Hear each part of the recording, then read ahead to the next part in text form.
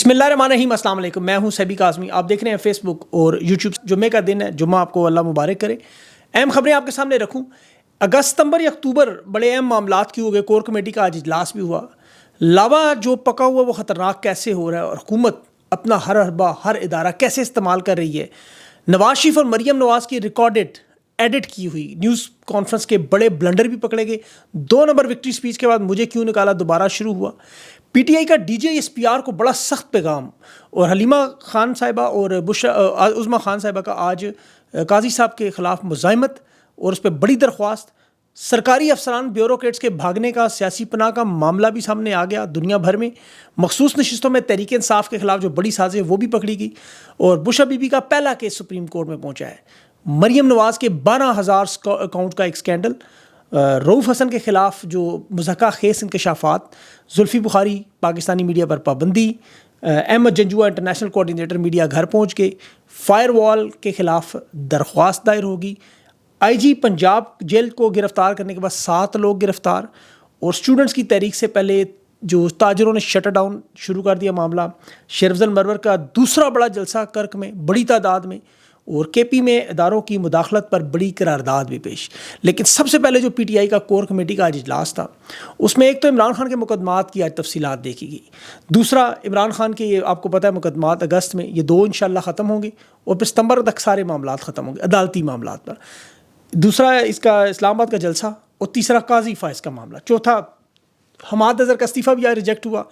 اور دیکھیں اب قوم سوال پوچھتی ہے خان کی رہائی کا. یہ اگست ستمبر کا معاملہ جو ہم بار بار دیکھتے رہے اس میں ہم سامنے کے حقائق دیکھتے ہیں پس پردہ چیزوں کو نہیں. تمام صحافی ماہرین اس بات پر ایگریڈ ہیں کہ اب عوام کی قوت برداشت اور قوت خرید دونوں، یہ میں ڈیفرنٹ بات کر رہا ہوں، تو خود برداشت اور خرید دونوں ختم ہو رہی ہیں. اور عدلیہ کے ججز کی بھی یہی معاملہ ہے. میاں گل حسن صاحب نے جو بات کی کہ آئین کے بنیادی حقوق کو یا تو ختم کریں اگر عمل نہیں کرنا، یا پھر ہم اس کو چلا کر دکھائیں گے آئین کے مطابق. یہ بات اس وقت تمام ججز کی یونینیمسلی ایک سوچ ہے. اور زمینی حقائق میں آپ کو یہ نظر ہوتا ہوا نظر آئے گا. بہت سی چیزیں ہمارے سامنے نہیں ہیں. آپ دیکھیں عدلیہ میں کوئی ایسا بڑا کیس نہیں عمران خان پر کو جیل میں رکھا جا سکے.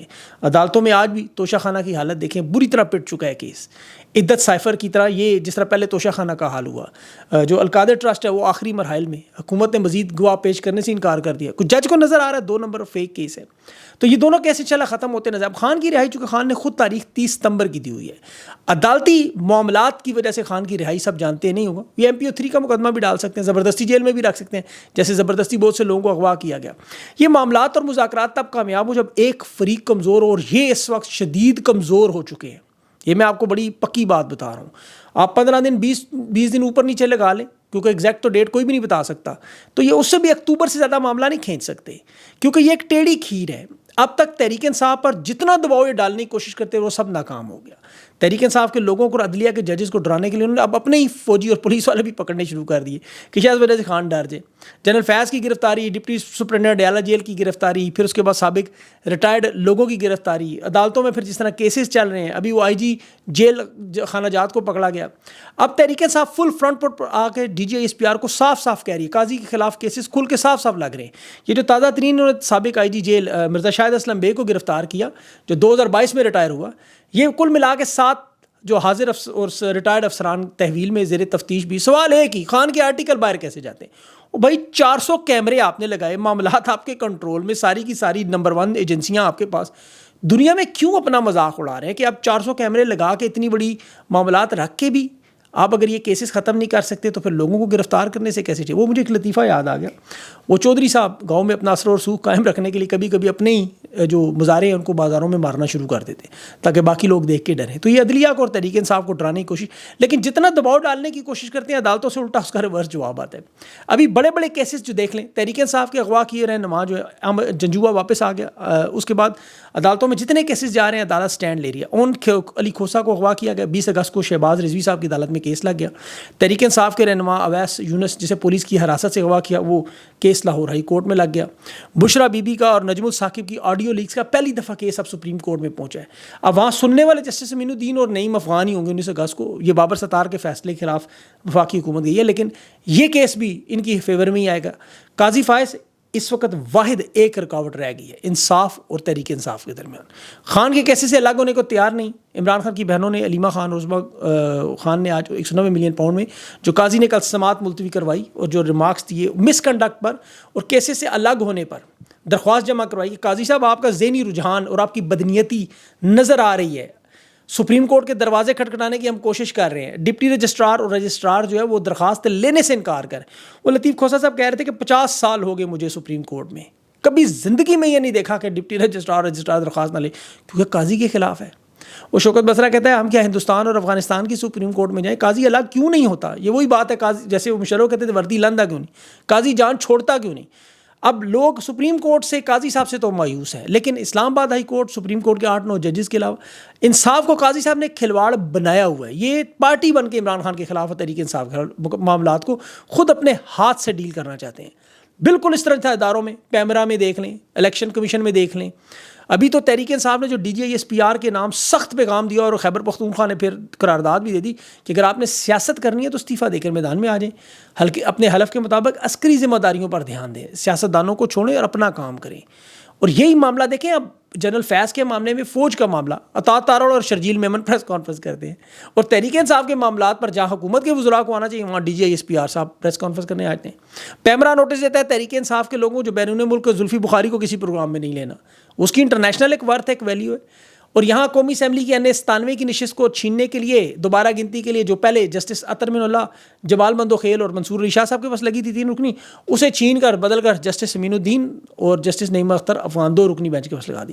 کوشش ہے یہ نشست بھی چھیننے، قاضی صاحب کی کوشش ہے ایک نشست اپنے ہاتھ سے پوری کر کے 2/3 کریں، لیکن اس میں ان کو ناکامی ہوگی پوری طرح۔ میڈیا کو روکنے کی کوشش ان کی بری طرح اور دیکھیں کہ خود لوگ کیا کہہ رہے ہیں۔ نجم سیٹھی ان کا بہت بڑا آپ کو پتہ ہے، اور اس کی ایک سائڈ کک بھی تھی، پہلے اس کی بھی میں بات کرتا ہوں۔ وہ کہہ رہے ہیں اسٹیبلشمنٹ ناکام ہوگی، عمران خان اور سوشل میڈیا کو روکنے کے لیے ناکام ہو چکے ہیں، اب یہ تھوک میں مچھلیاں پکڑنے کی کوشش کر رہے ہیں۔ ہر واردات ان کی عدلیہ میں ناکام۔ تحریک انصاف کے بھی دیکھیں انٹرنیشنل کوآرڈینیٹرز کی میں بات کی، احمد جنجوعہ کی واپسی ضمانت کے بعد، یہ بہت بڑی کامیابی تھی۔ رؤوف حسن کی بھی ضمانت ہوئی، اور جو کیسز یہ عدالت میں پیش نہیں کر سکتے وہ اٹھا کے میڈیا پہ لے آتے ہیں۔ ابھی 7 سے 12 بجے تک 48 چینل پہ 200 صحافیوں کی بریگیڈ وہ بغیر ثبوتوں پہ اب لگی رہتی ہے، آپ کو پتہ ہے۔ کبھی آئے ہیں انڈیپینڈنٹ میڈیا پہ، میں تو ان کو کہتا ہوں چیلنج کرتا ہوں، آتے نہیں۔ نون لیگ نے ابھی جو رؤوف حسن صاحب کے بارے میں جو بیان بنایا کہ جن کے تعلقات انٹرنیشنل صحافیوں سے، انٹرسیپٹ اخبار اور امریکی اسٹیٹ ڈپارٹمنٹ کی ہر بریفنگ میں بیٹھا ہوا صحافی رائن گرم، انٹرنیشنل صحافی، اسے تحریک انصاف کا بنا دیا۔ اب رؤوف حسن انفارمیشن سیکرٹری ہے، اس کا کام ہے صحافیوں سے جڑنا پوری دنیا میں، اور اس نے رائن گرم نے بھی کہا میں ایک صحافی ہوں، میرا کام ہے خبریں لینا، پولیٹیکل معاملات پر تبصرے کرنا۔ آپ رؤوف حسن کو اغوا کرتے ہیں، اس کو مارتے ہیں، پیٹتے ہیں، اس کا موبائل چھینتے ہیں، اس میں سے نمبر ڈھونڈتے ہیں۔ رؤوف حسن کے بعد اس میں نمبر دیکھ لیں اس کے فون سے کہ جو عمران خان کی سٹوری کیسے نکلی، وہ پیغامات کو پھر توڑ موڑ کر میڈیا کے سامنے بٹھا کے آج وہ سارے چینلز پہ یہی چل رہا ہوگا سارا، کیونکہ صحافیوں کو تمام کو سب کو ایک ہی حکم ملا ہے کہ آپ نے، حالانکہ ایک پارٹی ترجمان اور صحافی کے درمیان رابطہ ہے، انٹرنیشنل سازش کیسے بن سکتی ہے؟ جیسے رؤوف حسن کو وہ پہلے کہتے ہیں ہندوستانی دوست اس کا تھا جو برطانیہ کا کالج میں پڑھتا رہا، وہ جس نے ٹکٹ بھیجا، پھر کالعدم تنظیموں کے ساتھ بارود بنانے کے اس پر احمد وہ جنجوعہ پہ ڈال دیا۔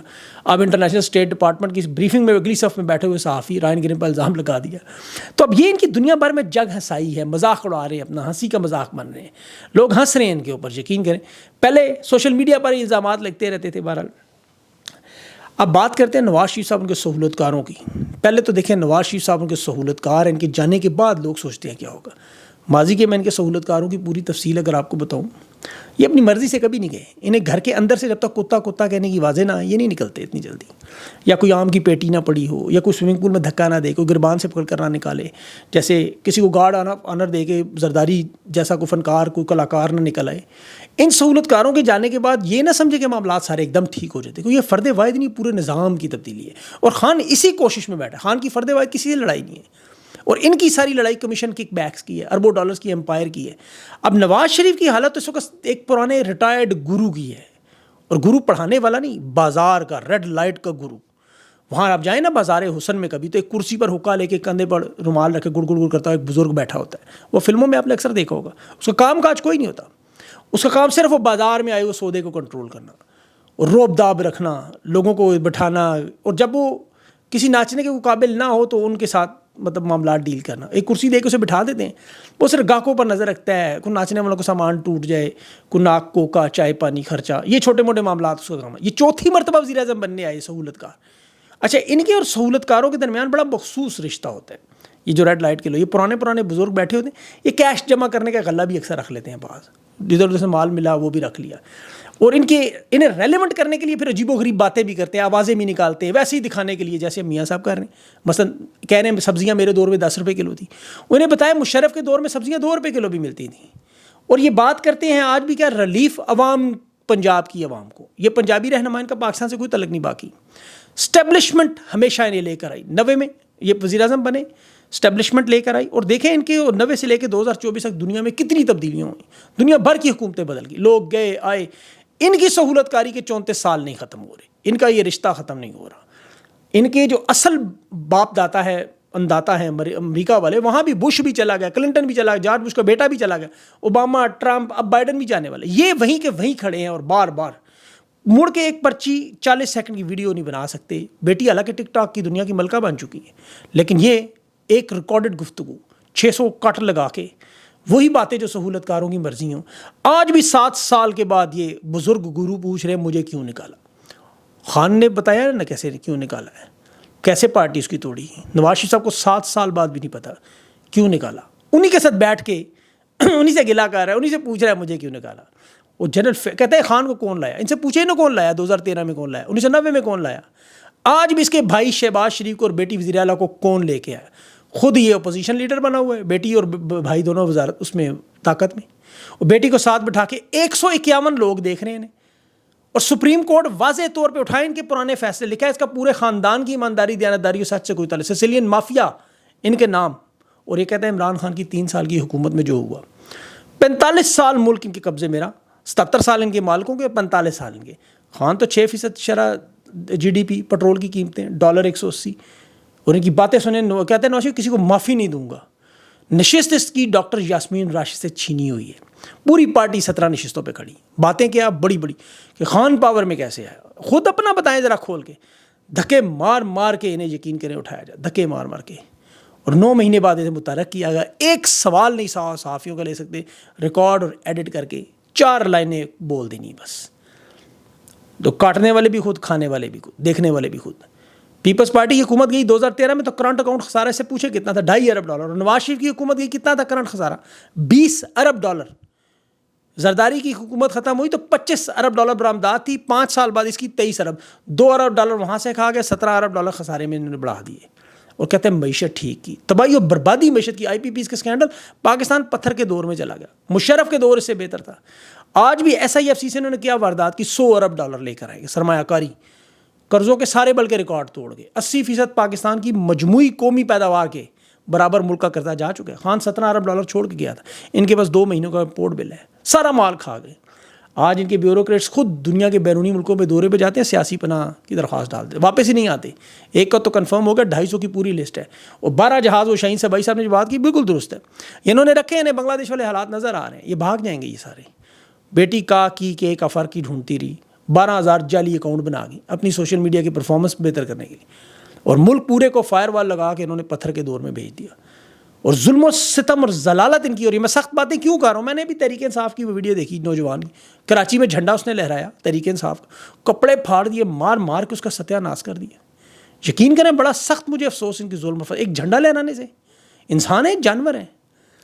انٹرنیٹ بند کر دیا, کبھی فائر وال لگا دی, کبھی لوگوں کو اٹھا لیا, کبھی اس کو اٹھا لیا, کبھی اس کو مار دیا. ابھی ہائی کورٹ میں انٹرنیٹ کی بندش کی تو لگی ہوئی ہے پورٹ, اس کا اقدام چیلنج ہوگا انشاءاللہ. لیکن لوگ لگے ہوئے, لوگ بھی نہیں چھوڑ رہے, لوگ بھی پیچھے, پاکستان کی قوم نہیں ہٹ رہی. اچھا, ایک آخری بڑی اہم خبر جو صدیق جان کی بھی میں نے دیکھی, وہ ارشد ندیم صاحب نے میڈل جیتا, بڑا اچھا کام کیا, پاکستان کے قومی ہیرو ہیں. لیکن دیکھیں 4 آنے کی گتھی میں, وہ کہتے ہیں نا 8 آنے بڑھ جائیں تو گتھی پھٹ جاتی ہے, وہی چکر ہوا. جب ان کو 1 لاکھ روپیہ دینے وہ آیا, وہ عامر لیاقت صاحب کی جو سابقہ بیوہ ہے, ان کے ساتھ ابھی نئی شادی اس بندے نے کی جس کا نام نہیں پتا, وہ 1 لاکھ روپیہ دے رہا ہے تو خوشی خوشی ہاتھ سے پکڑ رہے ہیں نا, جیسے فنکار ہیں آپ. وہ ایتھلیٹ نے کہا میں کیوں پیسے لوں, جو جا کے اکیڈمیاں بناؤ میرے لیے, میں کیش اکٹھا کرنے آیا ہوں. لیکن وہاں لے لیا. صدیق جان پاکستان کا ایک بہترین مستند صحافی, زبردست قسم کا, وہ وہاں کھڑا عزت سے بات. پہلے تو صدیق جان کو ایسے مجھے سمجھ نہیں آتی کیوں کسی کو اوقات سے زیادہ سلام دعا کریں. ٹھیک ہے میڈل ایک لیے, یہاں ٹرالیاں بھری پڑی ہیں یار. آسٹریلیا میں خدا کی قسم میڈلوں کی ٹرالیاں لے کے لوگ آتے ہیں, اور کوئی ایئرپورٹ پہ لینے بھی نہیں جاتا, پوچھتا ہے نہیں مجھ سے. چین, برطانیہ, امریکہ ٹرالیاں میڈلوں کی بھر کے لاتے ہیں. کوئی لوگ ان کے گھر والے ہی جاتے ہیں صرف. ادھر انہوں نے وہ ایک میڈل آ گیا, وہ کیا کہتے ہیں خسرو کے گھر بچہ پیدا ہو گیا. بٹ ٹھیک ہے اچھی بات ہے, میڈل ہے, میں خوشی ہے پاکستان کو اس میں ان کی خوشی نہیں خراب کرنا, لیکن ان کے ایٹیچیوڈ کو اللہ نے عزت دی ہے. ادھر جا کے لوگوں سے ہاتھ میں جہاں کیش نظر آتا ہے, وہ 10 کروڑ کی مریم نواز دینی آئی تو یہی میڈم ہے, اگر مطلب منہ سے رالے لٹکا رہے, 92.97 نمبر دے دیے جب, اور کوئی تھوڑی سی عقل ہوئی, اگر کوئی تھوڑی سی کہے اکیڈمی بنائے 10 ارشد پیدا کر کے دوں گا. اور لیکن انہوں نے بہرحال میں ان کی دیکھا اس پہ کوئی تنقید نہیں کرنا چاہتا. مجھے صرف یہ صدیق جان کے ساتھ رویہ اور برا لگا ہے. انہیں چاہیے فوراً صدیق جان سے معافی مانگے اور ایسی تکبر اور یہ چیزیں چھوڑ. یا تو انہیں پیچھے سے پتہ نہیں وہ میڈم باوری کیا نام ہے, میڈم مریم نواز صاحبہ نے یا تو کہا ہے کہ یہ نہیں کرنا آپ نے کہ ان کے ساتھ بات نہیں کرنی, کوئی ٹیم نے کہا ہو پھر تو ایک الگ بات ہے. اور زیادہ غلط بات اگر یہ کی ہے آپ پوری دنیا, صدیق جان اس کے لیے واحد بندہ تھا جس نے پہلے ویڈیو بنا کے کہا جی آج ارشد نیم جا رہا ہوں. اس وقت تو یہ مریم نواز شباز کوئی پکچر میں نہیں, جیتنے کے بعد وہ چپڑنے آ جاتے ہیں. بہرحال اپنا خیال رکھیں, اگلی ویڈیو تک لے جا دیں. اللہ حافظ.